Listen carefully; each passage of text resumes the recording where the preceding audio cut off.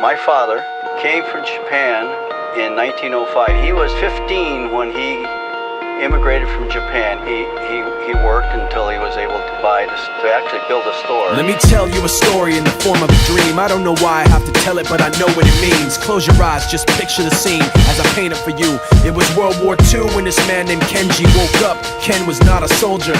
He was just a man with a family who owned a store in LA. That day, he crawled out of bed like he always did, bacon and eggs with wife and kids. He lived on the second floor of a little store he ran. He moved to LA from Japan, they called him immigrant. In Japanese, he'd say he was called Issei. That meant first generation in the United States, when everybody was afraid of the Germans, afraid of the Japs, but most of all afraid of a homeland attack. And that morning, when Ken went out on the doormat, his world went black, cause right there, front page news, 3 weeks before 1942, Pearl Harbor's been bombed and the Japs are coming. Pictures of soldiers dying and running.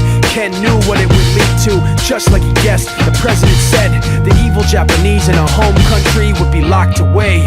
They gave Ken a couple of days to get his whole life packed in 2 bags. Just 2 bags, couldn't even pack his clothes. Some folks didn't even have a suitcase to pack anything in, so 2 trash bags is all they gave them. And when the kids asked, Mom, where are we going? Nobody even knew what to say to them. Ken didn't want to lie, he said the US is looking for spies, so we have to live in a place called Manzanar, where a lot of Japanese people are. Stop it, don't look at the gunmen.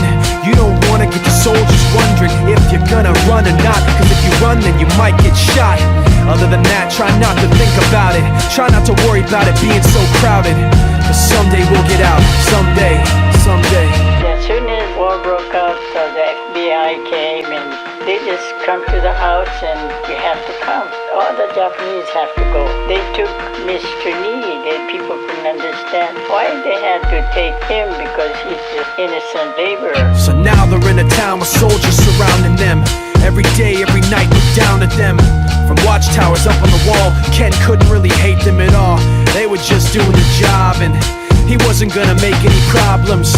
He had a little garden, vegetables and fruits that he gave to the troops in a basket his wife made. But in the back of his mind, he wanted his family's life saved.